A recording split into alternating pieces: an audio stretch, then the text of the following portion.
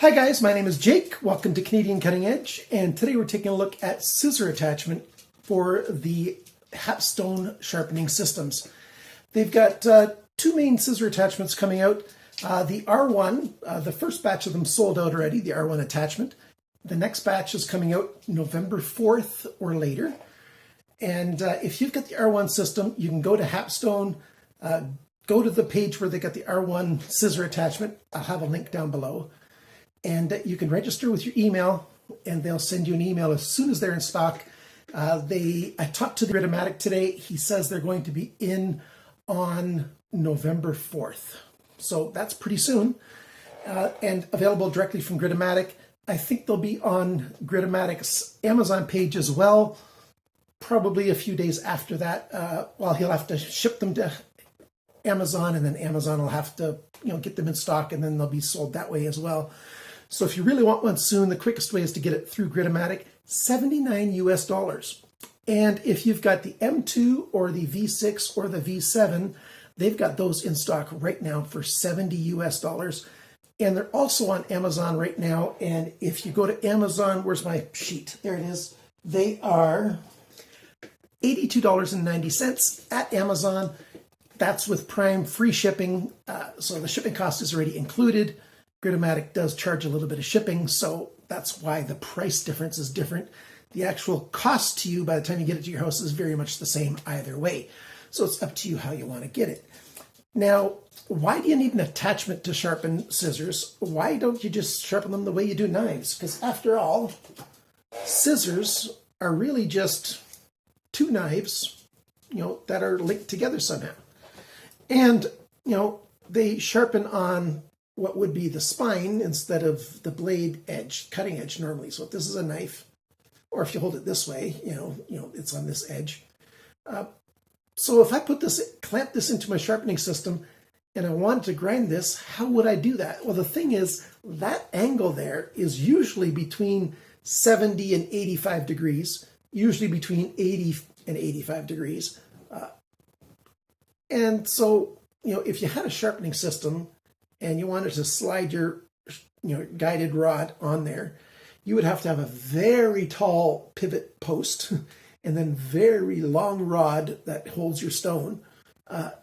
It'd be getting close to your ceiling to get to the right angle to sharpen this. That's not practical. So you need a special system to hold your knife blade, your scissor knife blade, in place so that you can sharpen it. Now, if you got something like this kind of scissors, it's quite straightforward and easier, but most of you will have normal scissors, so I'll show you with these. This is a very cheap pair, how to do it. Now, before we get to the tabletop method, before we get to the tabletop to show you this, let me tell you that almost all scissors, even the high-end ones, are either a stainless steel, a fairly low-grade stainless steel. 3CR13's common. That's a little bit lower than 440A, and carbon steels, it's usually, a softer carbon steel. Scissors are rarely harder than about, 55 on the Rockwell hardness scale. They're not even that hard usually. And so you can just use your regular silicone carbide stones. You don't need diamond stones, although Gritomatic does sell some very nice diamond stones, which I'll have another video on, by the Vennev company that makes them. But today we're just going to use silicone carbide stones from Hapstone and show you how to mount these onto their new sharpening system. I won't do the entire sharpening of them. I've got other videos that talk about sharpening scissors, but you need to know these Hapstones. Are they any good? What's the quality of them? Is it easy to use them? Those kinds of questions I'm going to try to answer in this video. Stay tuned.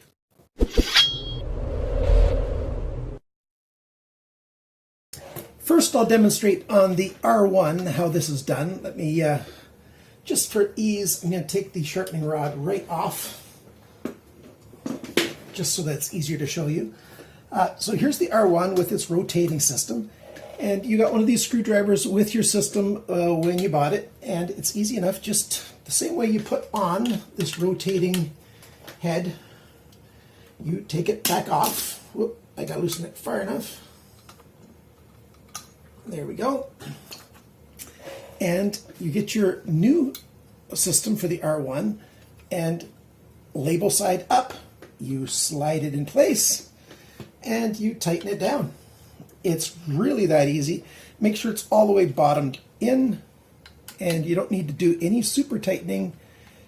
Just a little bit past thumb tightness is all it needs, and it just can't move anywhere. And that's all you need to do. And now it's attached.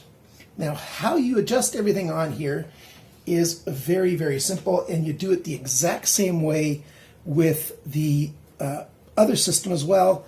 You've got the same rod here to adjust angle, and of course you can adjust the angle here on your main rod for your stick. So you've got two angle adjusters, and then you've got this mechanism here to hold your scissor blade. Now let's see if I was on camera. Very good. So I'm going to put this away because it's going to work exactly the same way on the M2 V7 V6 system. So we'll go on to show you there. But let me tell you, this is very good quality. Solid steel, aluminum arms, and thumb adjusters, and these other adjusters. They also fit that same tool that you've already got. Now here is the system that I've set up already on my M2.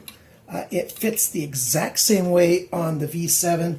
You've got two thumb screws back here that you undo, the same ones that you use to attach your rotating clamp system, which I'm going to do a review on a rotating clamp system that attaches to a different Hapstone. That'll be coming up before too long. So basically this is what you get, and then you take this and you put it on and you screw these in place. Very, very simple. You just put the top side up and you tighten it up. And again, thumb tight is good enough. And now the things that are important are right here. This is the business end. So let me show you how to use that.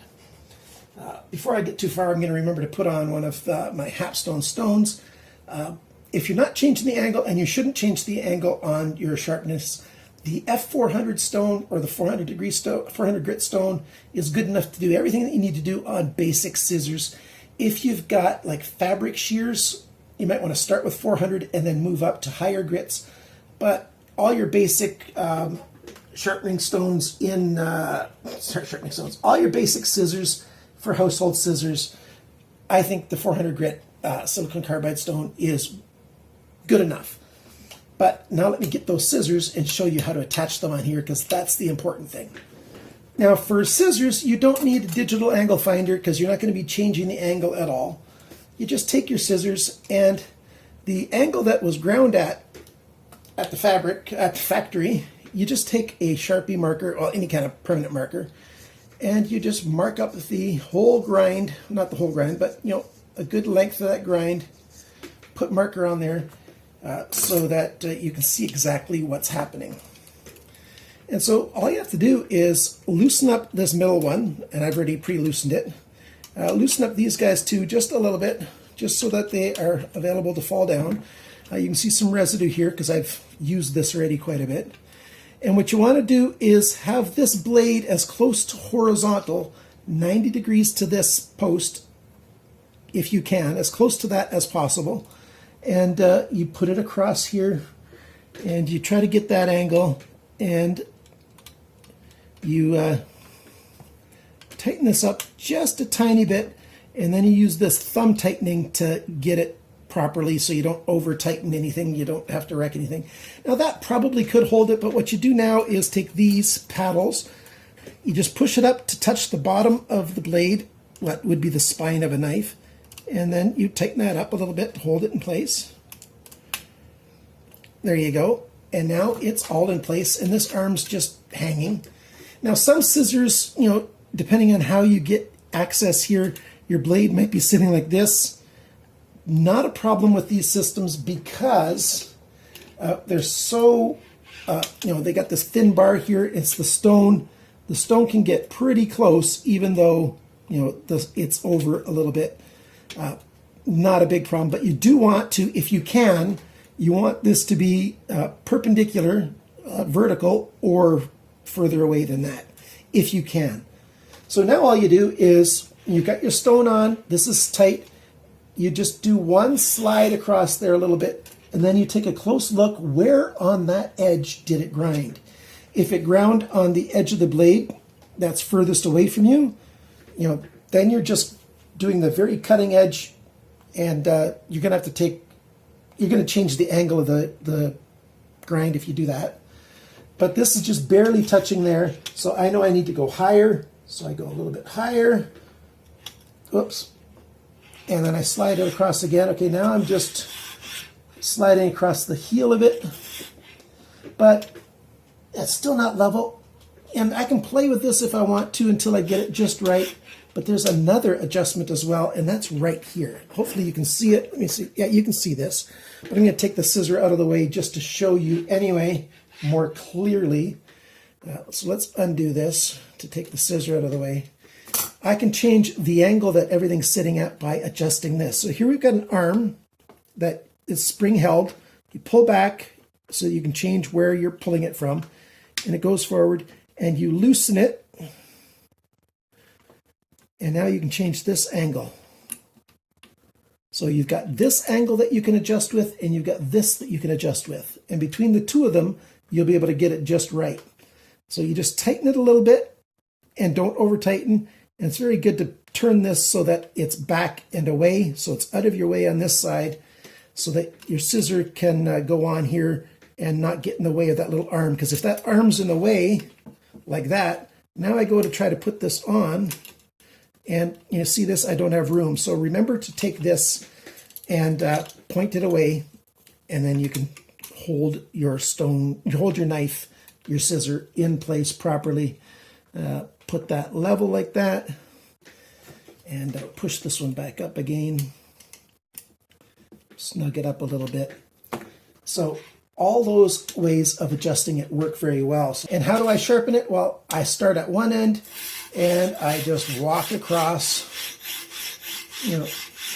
like this, sharpening until, I've taken off a bit of metal. I sharpen on both strokes. Don't put any extra weight down. Don't put any pressure on. You're just sliding it back and forth. And that's all that you need to do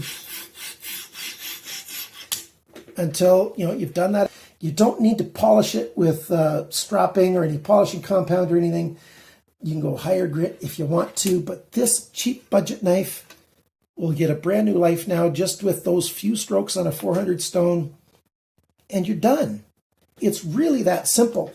And all you have to do is pay $70 and you got all the parts that you need for this system. This piece here also fits onto I've got a V7 sharpening system, and I tested it. It fit right on there perfectly.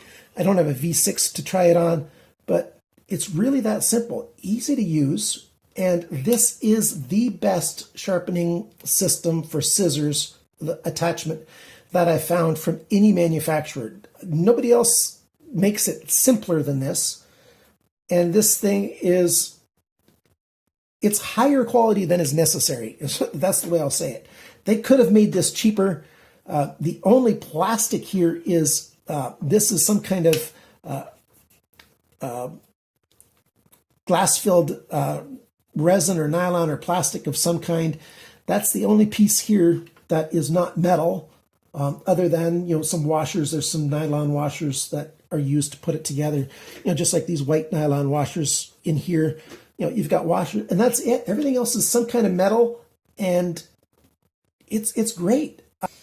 Hapstone has the best scissor attachments, and at one of the best prices I've found.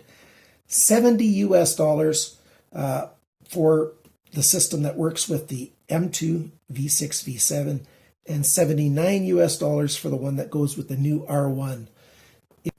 The only thing, if I really had to be nitpicky, if they would have made this out of some kind of metal instead of this piece being some nylon, that's the only possible con. But, if you don't over tighten this, you're not going to strip out the little bit of the threads that engage with, that little bit of thread there. Just use thumb tight for all this stuff and you'll be fine. So there you go. Thanks for watching my video. If you've got any other questions, ask them in the comments below. I read all the comments with a number of reasons. I won't get into all of them. I don't respond to most comments anymore. I'm just not able to do that. If you definitely want me to respond to you, email me at canadiancuttingedge@gmail.com and I will respond to you within 48 hours, usually within 12 hours, but definitely within 48 hours I'll respond to you and get you that information you want. And if you use my links below, I appreciate it. If you buy from Hapstone, let them know that you bought it after seeing Jake from Canadian Cutting Edge. And if you buy it from Amazon and use my links below, those are referral links, and I'll get a little bit of a kickback from Amazon, and it's all good. Hapstone, they're making some of the best sharpening systems, maybe the best sharpening systems that are available, all the way from budget versions to little more expensive versions, but even their best versions aren't crazy expensive. So there you go. Remember, guys, always cut towards your chum, not your thumb.